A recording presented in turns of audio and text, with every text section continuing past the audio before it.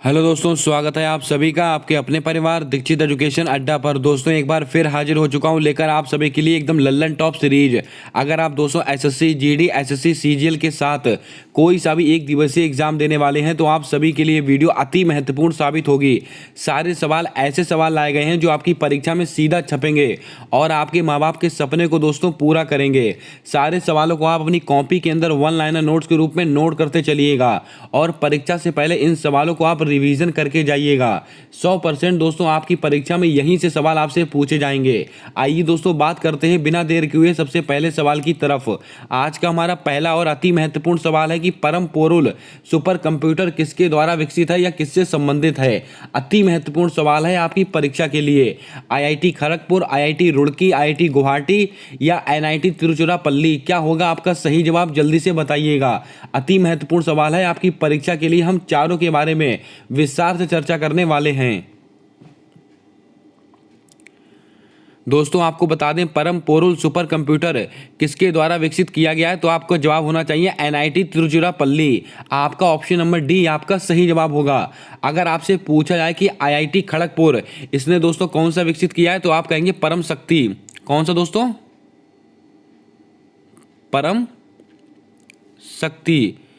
परम शक्ति कंप्यूटर किसने विकसित किया है? आईआईटी खड़गपुर। आईआईटी रुड़की दोस्तों परम गंगा। ये सारे सवाल आपकी कॉपी में होने चाहिए क्योंकि दोस्तों परीक्षा में आने वाले सवाल हैं। अगर आपसे पूछा जाए कि आईआईटी गुवाहाटी तो आपका जवाब होगा परम कामरूप।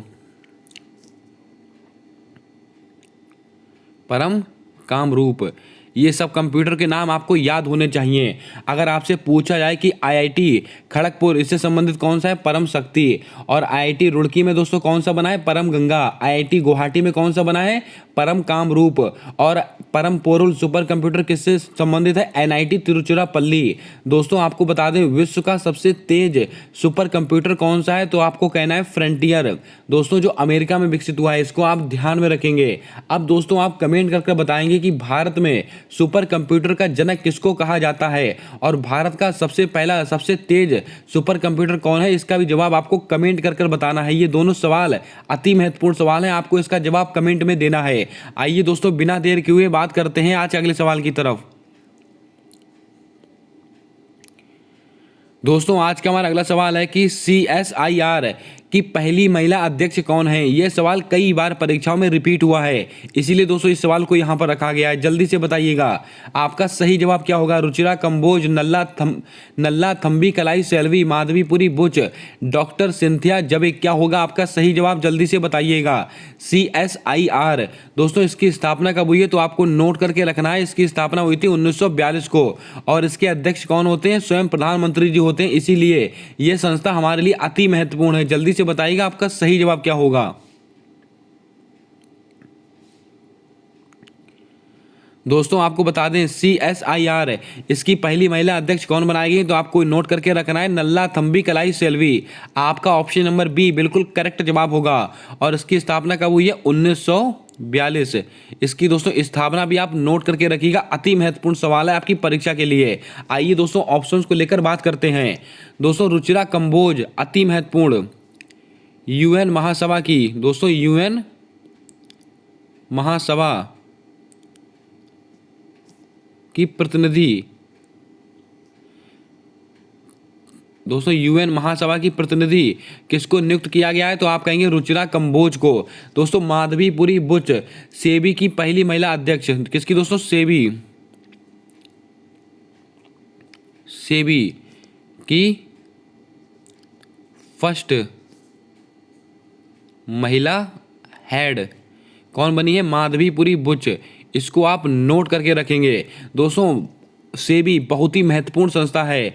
इसकी दोस्तों स्थापना कब हुई है? 1988 में। और इसका दोस्तों अधिनियम कब आया था? 1992 में।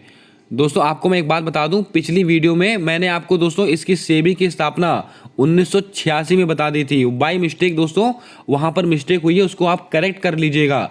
सेबी की स्थापना कब हुई है? 1988 में। और इसका अधिनियम कब आया था? 1992 में। इन दोनों चीज़ों को आप याद करके रखेंगे, अति महत्वपूर्ण सवाल है आपकी परीक्षा के लिए। दोस्तों डॉक्टर सिंथिया जबे की, यह नाम भी अति महत्वपूर्ण है।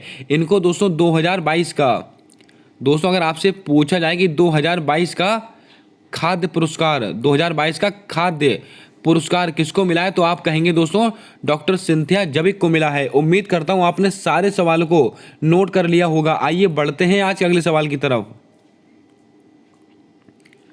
दोस्तों आज का हमारा अगला सवाल है कि आजाद भारत के पहले विधि आयोग के अध्यक्ष कौन बने थे। लगाइएगा स्टार, आपकी परीक्षा में सीधा छपेगा यहां से सवाल है। आपसे सवाल पूछा गया है कि आजाद भारत के पहले विधि आयोग के अध्यक्ष कौन थे। लॉर्ड मैकाले, शीतल वाड़, विलियम बेंटिक, लॉर्ड डलहौजी। क्या होगा आपका सही जवाब, जल्दी से बताइएगा। एसएससी में पूछे जाने वाले सवाल हैं दोस्तों सारे के सारे। इन सारे सवालों को आपकी कॉपी में होना चाहिए। दोस्तों आपको बता दें आजाद भारत के पहले विधि आयोग के अध्यक्ष कौन थे, तो आपको नोट करके रखना है। ये थे दोस्तों शीतल वाड़। कौन दोस्तों, शीतल वाड़। आपका ऑप्शन नंबर बी बिल्कुल करेक्ट जवाब होगा। लेकिन अगर आपसे पूछा जाए कि अंग्रेजों के समय, किसके दोस्तों, अगर आपसे पूछा जाए अंग्रेजों के समय,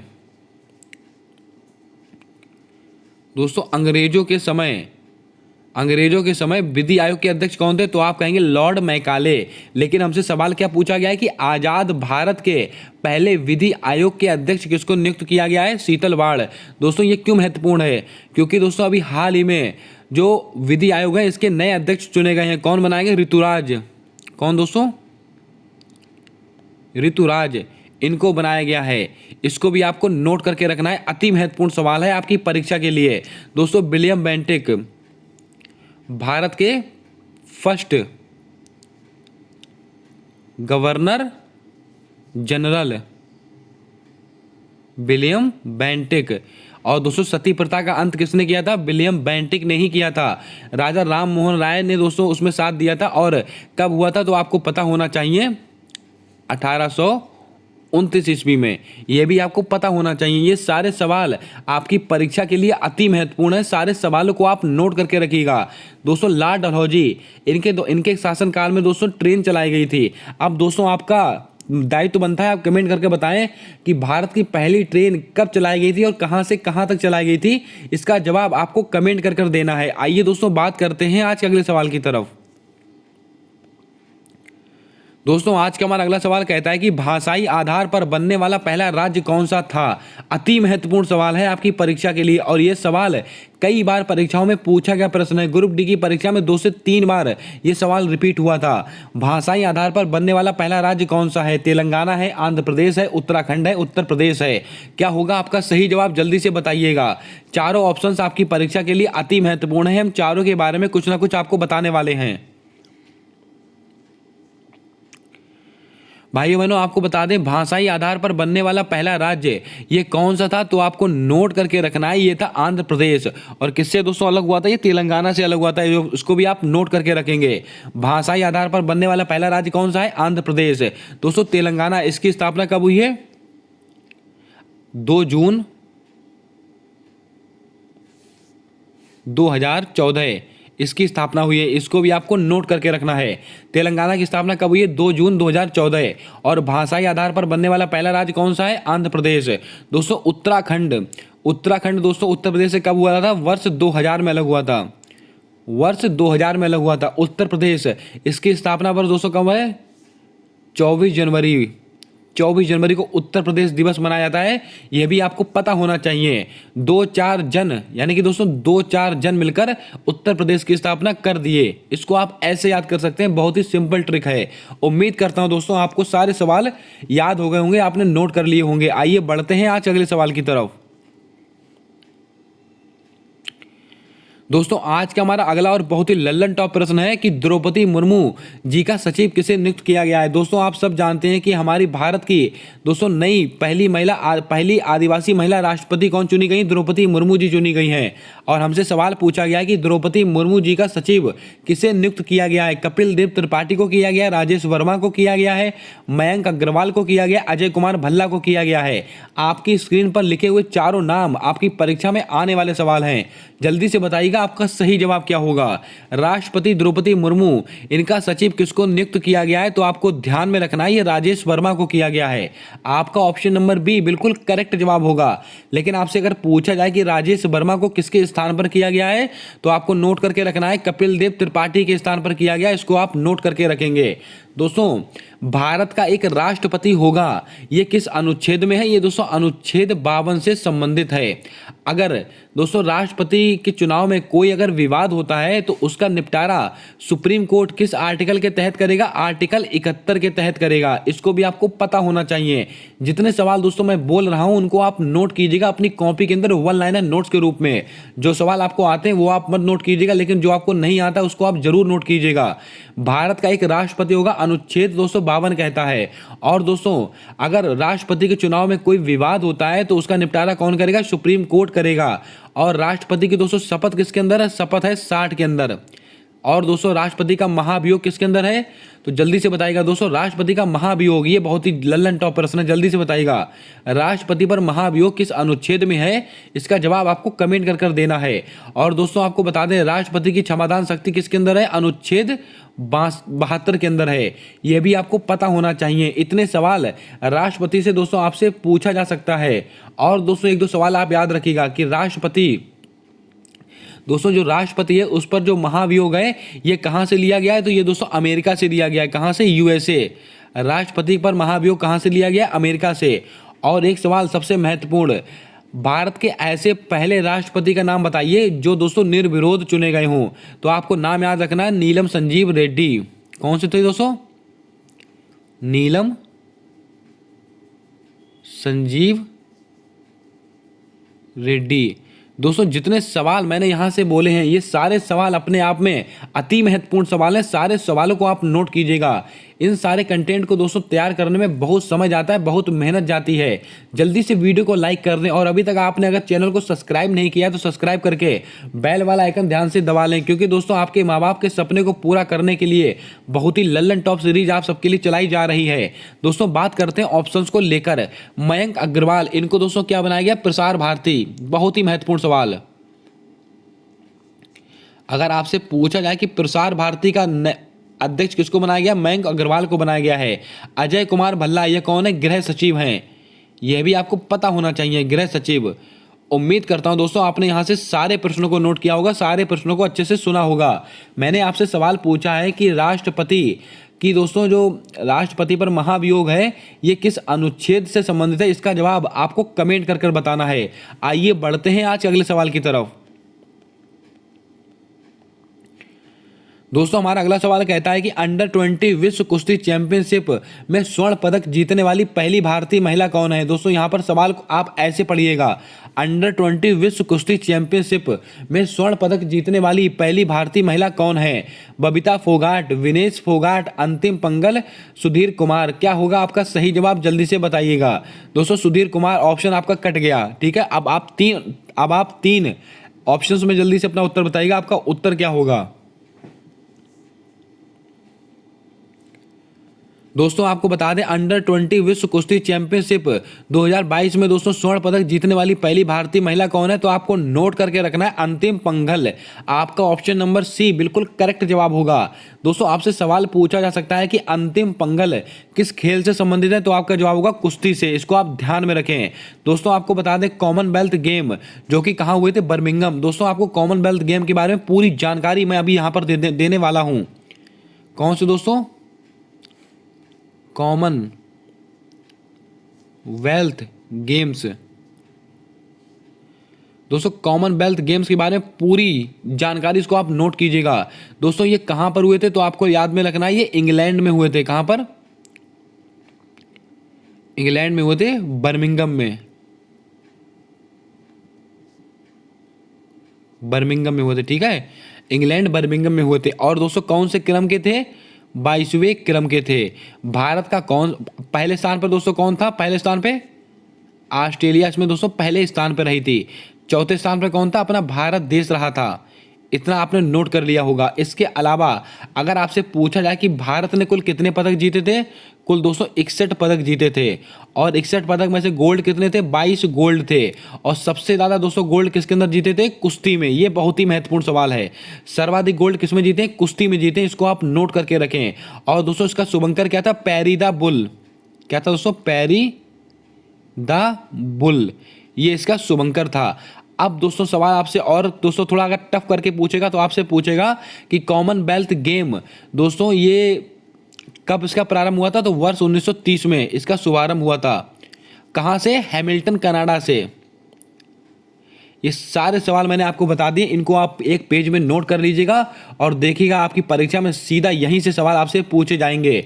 अब दोस्तों आप कमेंट करके बताएं कि कॉमनवेल्थ गेम के अंदर कितने खेल थे, कितनी स्पर्धाएं थी। जल्दी से इसका जवाब आप कमेंट करके बताएं। अति महत्वपूर्ण सवाल है आपकी परीक्षा के लिए।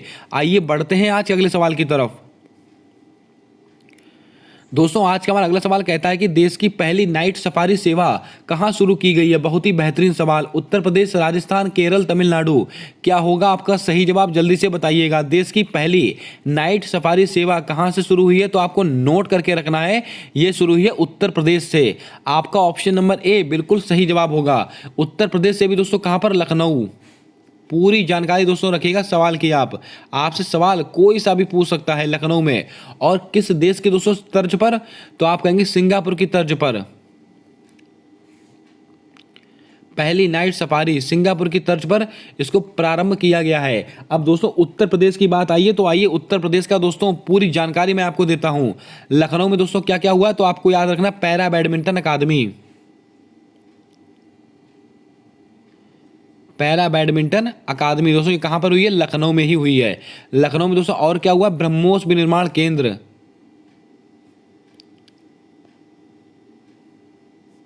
ब्रह्मोस विनिर्माण केंद्र। इसके अलावा पैथोजन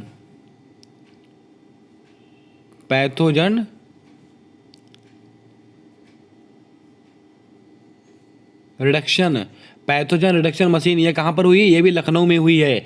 ये दोस्तों पहला सवाल, दूसरा सवाल, तीसरा सवाल और ये चौथा सवाल। ये तो दोस्तों आपके मोटे मोटे सवाल होंगे जो आपकी परीक्षा में सीधा आपसे पूछेंगे। इसलिए दोस्तों इन सारे सवालों को आप नोट करके रखिएगा। अब दोस्तों आप कमेंट करके बताएं कि भारत का पहला अमृत सरोवर कहां पर शुरू किया गया है। वो दोस्तों उत्तर प्रदेश में ही शुरू हुआ है। आप उस जिले का नाम बताएं जल्दी से कमेंट कर उस जिले का क्या नाम है। आइए दोस्तों बात करते हैं आज अगले सवाल की तरफ।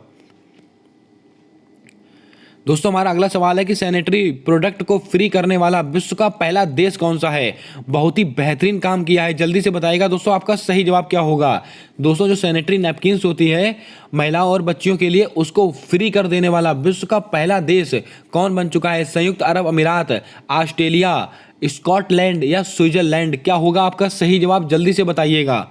बहुत ही बेहतरीन सवाल है आपकी परीक्षा के लिए।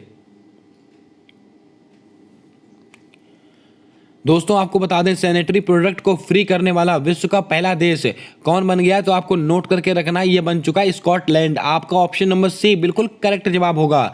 दोस्तों आपको बता दें स्कॉटलैंड कोविड-19 को टैकल करने वाला सबसे मजबूत और सबसे जबरदस्त देश था। इसको भी आपको पता होना चाहिए नॉलेज के लिए। आपकी परीक्षा में ये बात आपसे नहीं पूछेगा, लेकिन सैनिटरी प्रोडक्ट को फ्री करने वाला पहला देश कौन सा बन चुका है, स्कॉटलैंड। ये आपकी परीक्षा के लिए अति महत्वपूर्ण है। आइए दोस्तों कुछ बात करते हैं ऑप्शंस को लेकर। संयुक्त अरब अमीरात, विश्व की पहली पेपरलेस सरकार। दोस्तों विश्व की पहली पेपरलेस सरकार ये दोस्तों कहां पर बनी है, संयुक्त अरब अमीरात। अब दोस्तों संयुक्त अरब अमीरात से एक सवाल आप याद रखिएगा, बहुत ही लल्लन टॉप सवाल है दोस्तों। ये अब्राहम समझौता या अब्राहम अकॉर्ड समझौता ये किसके किसके बीच में हुआ है, तो आप कहेंगे संयुक्त अरब अमीरात और इजराइल। और किसने कराया था, डोनाल्ड ट्रंप ने करवाया था। इसको आप नोट करके रखें, बहुत ही महत्वपूर्ण सवाल है। अब्राहम अकॉर्ड किन देशों के बीच में हुआ था, संयुक्त अरब अमीरात और इजराइल के बीच में हुआ था। और ऑस्ट्रेलिया के दोस्तों नए प्रधानमंत्री कौन चुने गए हैं, तो आपको मैंने बताया था एंथनी एल्बनीज। एंथनी एल्बनीज ये चुने गए हैं। ये भी आप थोड़ा इसको याद में रखेंगे। उम्मीद करता हूँ आपने सारे प्रश्नों को यहाँ से नोट किया होगा। आइए बढ़ते हैं आज अगले सवाल की तरफ। दोस्तों आज का हमारा अगला सवाल कहता है कि दुनिया की पहली वर्टिकल सिटी, क्या नाम दिया है, लाइन, द लाइन, बनाई जाएगी सऊदी अरब में, संयुक्त अरब अमीरात में, ऑस्ट्रेलिया में, जापान में। क्या होगा आपका सही जवाब, जल्दी से बताइएगा। दुनिया की पहली वर्टिकल सिटी कहाँ बनाई जाएगी और उसका नाम क्या दिया गया है, द लाइन।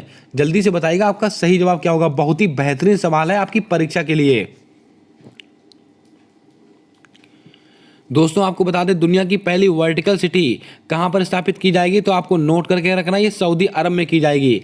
आपका ऑप्शन नंबर ए बिल्कुल करेक्ट जवाब होगा। इसके ऊपर आप वेरी इंपॉर्टेंट डालिएगा। और नाम क्या दिया गया, द लाइन। इस नाम को भी आप याद में रखिएगा, अति महत्वपूर्ण सवाल है। दोस्तों किस प्रोजेक्ट के तहत किया गया, यह भी बहुत ही महत्वपूर्ण प्रोजेक्ट है। नियोम प्रोजेक्ट, इसको भी आपको पता होना चाहिए। दोस्तों दुनिया की पहली वर्टिकल सिटी द लाइन कहाँ बनाई जाएगी, सऊदी अरब में बनाई जाएगी। और किस प्रोजेक्ट के तहत, नियोम प्रोजेक्ट के तहत। इसको भी आपको नोट करके रखना है। आइए दोस्तों बढ़ते हैं आज अगले सवाल की तरफ।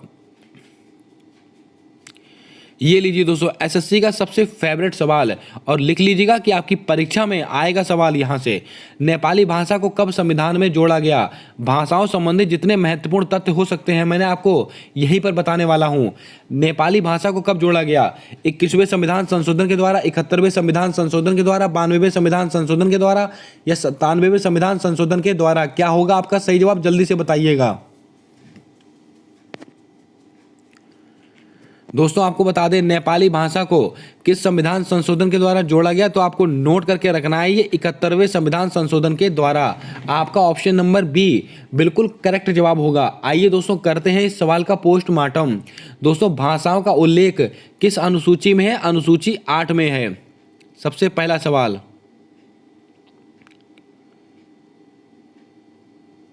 कौन सी दोस्तों, अनुसूची 8 में है। ये हो गया आपका पहला सवाल। अब दोस्तों बात करते हैं, हमारे मूल संविधान में कुल 14 भाषाएं थीं। 15वीं भाषा सिंधी, 15वीं भाषा सिंधी को दोस्तों कब जोड़ा गया, 21वें संविधान संशोधन के द्वारा। ये रहा दूसरा सवाल। अब दोस्तों फिर होता है 71वां संविधान संशोधन, इसके द्वारा दोस्तों 3 भाषा को जोड़ा जाता है, नमक, नेपाली, मणिपुरी, कोंकणी। इन 3 भाषा को दोस्तों 71वें संविधान संशोधन के द्वारा जोड़ा जाता है। दोस्तों 15 और 3 कितनी हो गई दोस्तों, 18 है। अब इसके बाद दोस्तों 4 भाषाओं को और जोड़ा जाता है। कौन कौन सी, वो जोड़ा जाता है 92वें संविधान संशोधन के द्वारा। कौन कौन सी दोस्तों, बोडो, यहां पे लिख देता हूं मैं इसको, बोडो, डोगरी, मैथिली और संथाली। इन 4 भाषाओं को दोस्तों ये 92वें संविधान संशोधन के द्वारा जोड़ा गया। इन सारे क्वेश्चंस को आप नोट कीजिएगा, आपकी परीक्षा में सीधा छपेगा यहाँ से सवाल। नेपाली भाषा को कब जोड़ा गया है, तो आप कहेंगे 71वें संविधान संशोधन के द्वारा। कितनी भाषाएं थी, 3, नेपाली, मणिपुरी, कोंकणी। और सिंधी भाषा यानी कि 15वीं भाषा को कब जोड़ा गया, 21वें संविधान संशोधन के द्वारा। और भाषाओं का उल्लेख दोस्तों किसके अंदर है, अनुसूची 8 में है। और 92वें संविधान संशोधन के द्वारा 4 भाषाएं जोड़ी गई। कौन कौन सी, बोडो, डोगरी, मैथिली और संताली। दोस्तों भारत की राजभाषा हिंदी होगी, ये किसमें कहते हैं, आर्टिकल 343। इसको भी आप नोट करके रखिएगा। आर्टिकल 343 क्या कहता है, आर्टिकल 343 कहता है कि भारत की जो राजभाषा है वो हिंदी होगी। इन सारे प्रश्नों को आप नोट कीजिएगा, कोई सा भी प्रश्न आपको नंबर दिला सकता है। 100% दोस्तों इस स्लाइड से आपकी परीक्षा में सवाल बनेगा ही बनेगा। अब दोस्तों आप कमेंट करके बताएं कि विश्व हिंदी दिवस कब सेलिब्रेट किया जाता है। जल्दी से इसका जवाब आप कमेंट करके बताइएगा। आइए बढ़ते हैं आज के अगले सवाल की तरफ।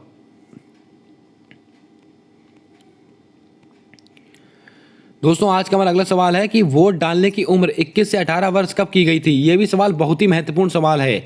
71वें संविधान संशोधन के द्वारा, 61वें संविधान संशोधन के द्वारा, 91वें संविधान संशोधन के द्वारा, या 97वें संविधान संशोधन के द्वारा। क्या होगा आपका सही जवाब, जल्दी से बताइएगा। जो चारों सवाल हैं बहुत ही महत्वपूर्ण सवाल हैं, जल्दी से बताइएगा।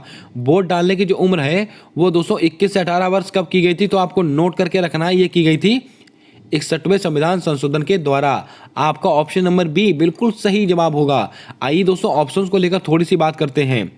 दोस्तों 91वां संविधान संशोधन ये किससे संबंधित है? मंत्रिपरिषद के आकार से।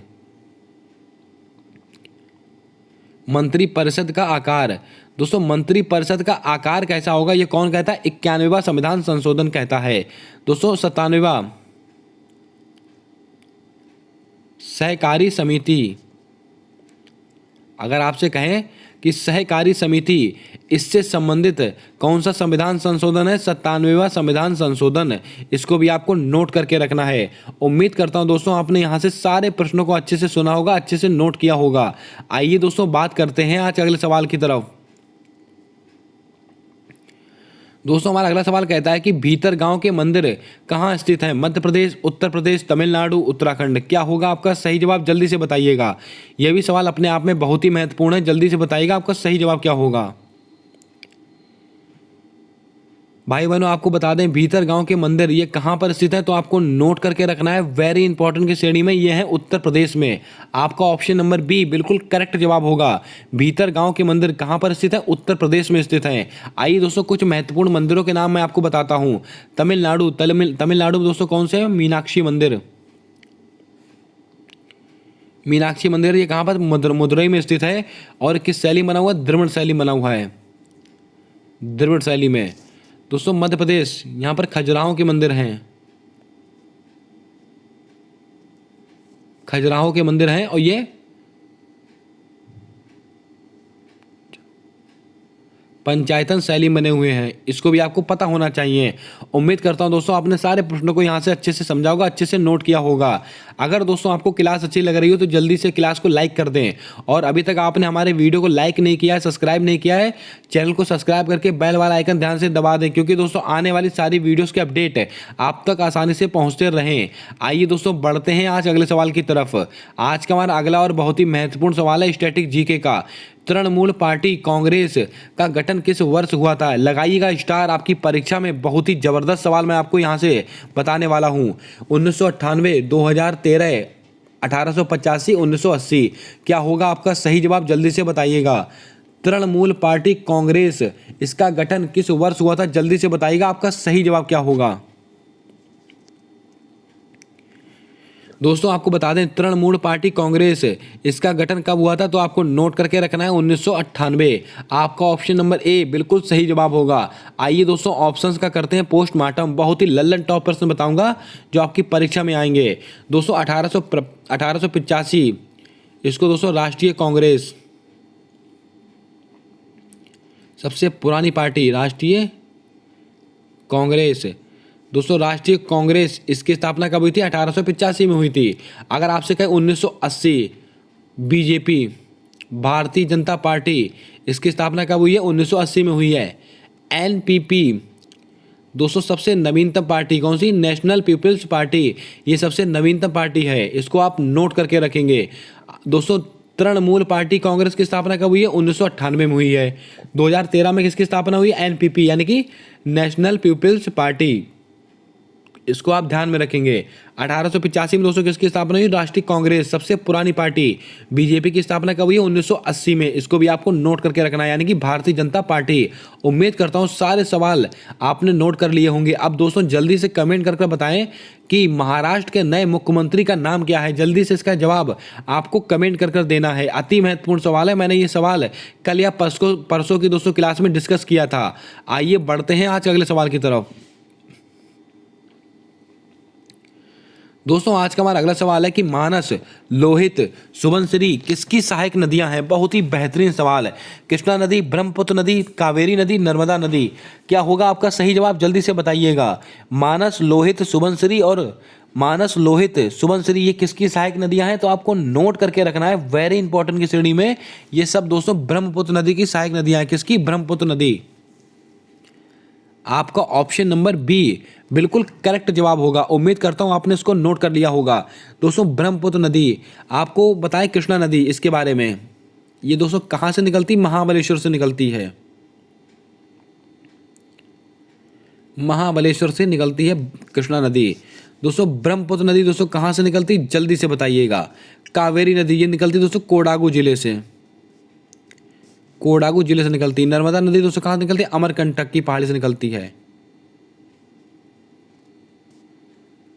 अमरकंटक की पहाड़ी से निकलती है। और ब्रह्मपुत्र नदी दोस्तों कहाँ से निकलती है, जल्दी से इसका जवाब आपको कमेंट कर कर बताना है।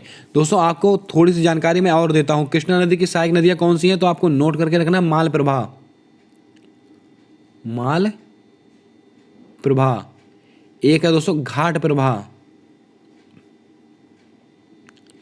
और एक है तुंगभद्रा, तुंगभद्रा। इन तीनों नदियों के नाम आप याद रखिएगा, कोई से भी आपसे परीक्षा में पूछा जा सकता है। दोस्तों ब्रह्मपुत्र नदी को कहाँ पर सांगपो कहते हैं, आप यही बता दीजिएगा। ब्रह्मपुत्र नदी को दोस्तों सांगपो कहाँ कहते हैं, तिब्बत में। कहाँ पर, तिब्बत में दोस्तों इसको सांगपो कहते हैं। और मैंने आपसे सवाल पूछ रखा है कि ब्रह्मपुत्र नदी इसका उद्गम स्थान कहाँ से, जल्दी से इसका जवाब आप कमेंट कर छापेंगे। आइए दोस्तों बढ़ते हैं आज अगले सवाल की तरफ। दोस्तों बहुत ही फेवरेट सवाल, संगम साहित्य किस साहित्य को कहते हैं, बहुत ही लल्लन टॉप सवाल है। और ये सवाल इतना फेवरेट सवाल है कि परीक्षा में बार बार रिपीट होता है। तमिल साहित्य को, जैन साहित्य को, बौद्ध साहित्य को, या इनमें से कोई नहीं। क्या होगा आपका सही जवाब, जल्दी से बताइएगा। बहुत ही जबरदस्त सवाल है दोस्तों हिस्ट्री का। संगम साहित्य किस साहित्य को कहते हैं, तो आपको नोट करके रखना है, ये कहते हैं तमिल साहित्य को। आपका ऑप्शन नंबर ए बिल्कुल करेक्ट जवाब होगा। तमिल साहित्य को दोस्तों संगम साहित्य कहते हैं, इसको आप नोट करके रखेंगे। दोस्तों अगर आपसे पूछा जाए कि आगम साहित्य, अगर आपसे पूछे आगम साहित्य ये दोस्तों किससे संबंधित है, तो आप कहेंगे जैन धर्म से संबंधित है, जैन साहित्य से संबंधित है। उम्मीद करता हूं आपने सारे सवालों को यहां से अच्छे से नोट कर लिया होगा। दोस्तों जल्दी से बताएं कि जैन धर्म के दोस्तों 23वें तीर्थंकर कौन थे, ये बहुत ही महत्वपूर्ण सवाल है। दोस्तों आपको पहला तीर्थंकर, 23वां तीर्थंकर और इसके अलावा 24वां तीर्थंकर, ये तीनों याद होने चाहिए। दोस्तों पहले कौन थे, ऋषभदेव, ऋषभदेव ये पहले तीर्थंकर थे। दोस्तों 23वें कौन थे, पार्श्वनाथ। और दोस्तों 24वें कौन थे, महावीर स्वामी। इन सारे सवालों को आप नोट कीजिएगा, बहुत ही लल्लन टॉप प्रश्न है। अब दोस्तों आप कमेंट करके बताएं कि महावीर स्वामी के बचपन का नाम क्या था, इसका जवाब आपको कमेंट में बताना है। जितने सवाल दोस्तों मैं आपसे कमेंट में कहने के लिए बोल रहा हूँ या उसको करने के लिए बोल रहा हूँ, उसको आप सीरियसली लीजिएगा। और दोस्तों उसको आप मजाक मत लीजिएगा, उसको आप सीरियसली उसका जवाब आप कमेंट में दीजिएगा। क्योंकि दोस्तों आप जब कमेंट में जवाब देते हैं तो वो सवाल आपका कभी गलत नहीं होता है। आइए दोस्तों बढ़ते हैं आज अगले सवाल की तरफ। दोस्तों आज का हमारा अगला सवाल है कि राष्ट्रीय विधिक सेवा दिवस कब सेलिब्रेट किया जाता है। अभी हाल ही में इसको सेलिब्रेट किया गया था। दोस्तों अब मैंने उत्तर ही बता दिया आपको एक तरीके से, 31 अक्टूबर, 12 अक्टूबर, 9 नवंबर या 22 मार्च। क्या होगा आपका सही जवाब, जल्दी से बताइएगा। राष्ट्रीय विधिक सेवा दिवस ये कब सेलिब्रेट किया जाता है, तो आपको नोट करके रखना है। ये दोस्तों 9 नवंबर को किया जाता है। आपका ऑप्शन नंबर सी बिल्कुल करेक्ट जवाब होगा। बहुत ही महत्वपूर्ण सवाल है, इसको आप नोट करके रखिएगा। आइए दोस्तों ऑप्शंस को लेकर बात करते हैं। 31 अक्टूबर इसको क्या बनाते हैं, एकता दिवस। एकता दिवस सरदार वल्लभ भाई पटेल जी का जन्म दिवस है, एकता दिवस। 12 अक्टूबर को दोस्तों क्या मनाते हैं, विश्व स्लॉथ बियर दिवस। ये लीजिए दोस्तों, ये ऐसा सवाल है जो आपकी परीक्षा में आपसे पूछा जाएगा, आपको नंबर दिलाएगा। वेरी इंपॉर्टेंट क्वेश्चन, क्योंकि दोस्तों ये पहली बार सेलिब्रेट किया गया है। 31 अक्टूबर को क्या मनाया था, एकता दिवस। 12 अक्टूबर को क्या मनाया था, विश्व स्लॉथ बियर दिवस। अब दोस्तों 9 नवंबर को राष्ट्रीय विधिक सेवा दिवस। 22 मार्च को विश्व जल दिवस।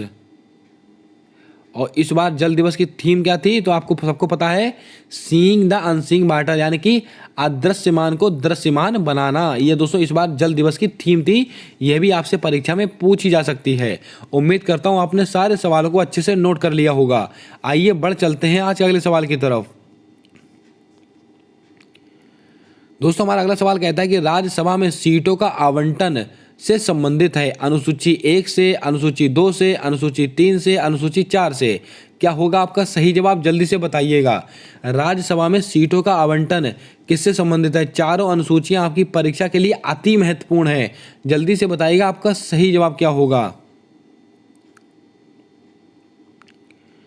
दोस्तों आपको बता दें, राज्यसभा में सीटों का आवंटन किससे संबंधित है? तो आपका जवाब होना चाहिए अनुसूची 4 से। अनुसूची 4 में क्या है? राज्यसभा में सीटों का आवंटन। अब बात करते हैं और अनुसूचियों के बारे में। अनुसूची 1 में क्या है? ये दोस्तों राज्य तथा यूटी से संबंधित है। राज्य तथा यूटी से संबंधित है अनुसूची 1। अनुसूची 2 में दोस्तों क्या है? तो आपको नोट करके रखना है, वेतन भत्ते। वेतन भत्ते, वेतन भत्ते दोस्तों किसके अंदर है? अनुसूची 2 में। अनुसूची 3 में क्या है? शपथ, शपथ है अनुसूची 3 में। उम्मीद करता हूं आपने सारे प्रश्नों को अच्छे से नोट कर लिया होगा। अनुसूची 8 में दोस्तों क्या है? भाषाओं से संबंधित है। अनुसूची 9 क्या है? भूमि सुधार से संबंधित है। अब दोस्तों आप कमेंट करके बताएं कि अनुसूची 7 इसके अंदर दोस्तों क्या है? जल्दी से इसका जवाब आपको कमेंट कर देना है। अति महत्वपूर्ण सवाल है आपकी परीक्षा के लिए। 4 अनुसूचियां मैंने दोस्तों आज नोट कराई है, बाकी बची दोस्तों 4 मैं कल कराऊंगा। उसके बाद जो बचेंगी वो मैं अगली बार आपको नोट करा दूंगा। इस तरह से दोस्तों सारी अनुसूचियां मैं आपको नोट कराने वाला हूं। सारे सवालों को आप अपनी कॉपी में नोट्स के रूप में नोट करते रहिएगा और इनको पढ़ के जाएगा एग्जाम से पहले। 100% दोस्तों आपको परीक्षा में बहुत ज़्यादा मदद मिलने वाली है। आइए दोस्तों बात करते हैं आज के अगले सवाल की तरफ। दोस्तों आज का हमारा अगला सवाल है कि ब्रह्म समाज की स्थापना किसने की थी? ये लीजिए, बहुत ही लल्लन टॉप प्रश्न। दयानंद सरस्वती, राजा राम मोहन राय, स्वामी विवेकानंद, आत्माराम पांडुरंग। आत्माराम पांडुरंग। क्या होगा आपका सही जवाब? जल्दी से बताइएगा। ब्रह्म समाज की स्थापना किसने की थी? तो आपको नोट करके रखना। ये सवाल मैंने आपको कई बार बताया है। ब्रह्म समाज की स्थापना किसने की थी? राजा राम मोहन राय ने की थी। और दोस्तों कब की थी ये भी आपको पता होना चाहिए। 1828 में की थी। और इन्होंने दोस्तों आत्मीय सभा, आत्मीय सभा, आत्मीय सभा इसकी स्थापना भी दोस्तों इन्होंने ही की थी। यह भी आपको पता होना चाहिए क्योंकि दोस्तों ये सवाल भी आपकी परीक्षा में आपसे पूछा जा सकता है। दयानंद सरस्वती, इन्होंने दोस्तों आर्य समाज की स्थापना की थी। किसकी? आर्य समाज की स्थापना की थी। दोस्तों मैं आपको वो कंटेंट दे रहा हूँ जो आपकी परीक्षा में आपसे पूछा जाएगा। कब किया गया दोस्तों? 1875 में किया गया। आपसे ये पूछ सकते हैं, आपसे ये पूछ सकते हैं। राजा राम मोहन राय ने दोस्तों किसकी स्थापना की थी? ब्रह्म समाज की। कब की थी? 1828 में की थी। और आत्मीय सभा की स्थापना भी दोस्तों राजा राम मोहन राय ने ही की थी। और 1829 में दोस्तों क्या हुआ था? सती प्रथा का अंत। इसको भी आपको नोट करके रखना है, मैंने अभी पहले आपको नोट करा दिया है। स्वामी विवेकानंद, इन्होंने क्या किया था? राम किशन मिशन, राम किशन मिशन की स्थापना की थी। कब की थी दोस्तों? 1897 में की थी। यह भी आपको पता होना चाहिए। 1897 में। आत्माराम पांडुरंग, इन्होंने दोस्तों प्रार्थना समाज की स्थापना की थी। प्रार्थना समाज की स्थापना की थी। उम्मीद करता हूं दोस्तों आपने यहां से सारे प्रश्नों को नोट कर लिया होगा। इनके दोस्तों वर्ष याद रखिएगा और दोस्तों इनके समाज याद रखिएगा। 100% दोस्तों आपको सफलता मिलेगी। आपको सफल होने से कोई नहीं रोक सकता है। आइए दोस्तों बढ़ते हैं आज के अगले सवाल की तरफ। दोस्तों बौद्ध धर्म का बहुत ही लल्लन टॉप प्रश्न और कई बार परीक्षाओं में रिपीट होने वाला सवाल। आज के बाद इसको आप कभी गलत नहीं करेंगे। दोस्तों प्रथम बौद्ध संगति से संबंधित स्थान कौन सा है? राजगृह, वैशाली, पाटलिपुत्र, कुंडलवन। क्या होगा आपका सही जवाब? जल्दी से बताइएगा। आइए दोस्तों करते हैं सवाल का पोस्टमार्टम। पूरी जानकारी दूंगा इस सवाल के माध्यम से। प्रथम बौद्ध संगति, इससे संबंधित स्थान कौन सा है? राजगृह। आपका ऑप्शन नंबर ए बिल्कुल आपका करेक्ट जवाब हो जाएगा। आइए दोस्तों बात करते हैं ऑप्शंस को लेकर। प्रथम बौद्ध संगति कहां पर हुई थी? राजगृह में हुई थी। कौन सी दोस्तों? पहली हुई थी। और दोस्तों दूसरी कहां पर हुई है? वैशाली में हुई है। तीसरी कहां पर हुई है? पाटलिपुत्र में हुई है। चौथी कहां पर हुई है? कुंडलवन में हुई है। कुंडलवन कहां पर है? कश्मीर में। आइए दोस्तों बताते हैं किसके समय हुई है। पहली दोस्तों किसके समय हुई थी? अजातशत्रु, अजातशत्रु। दूसरी दोस्तों कालाशोक, कालाशोक। तीसरी दोस्तों अशोक। चौथी कनिष्क।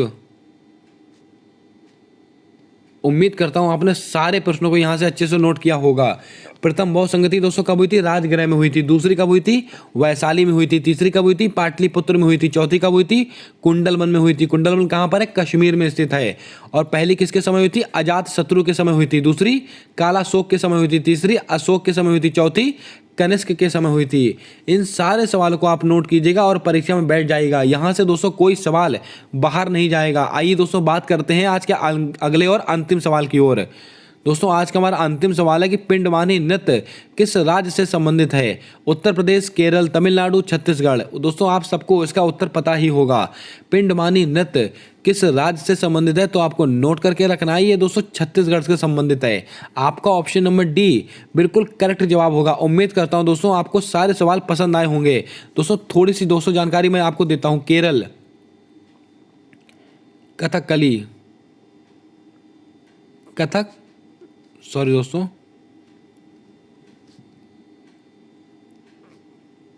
कथकली, केरल,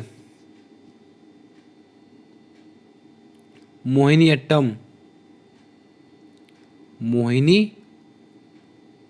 अट्टम, ये दोस्तों दोनों कहाँ संबंधित? केरल से संबंधित हैं। तमिलनाडु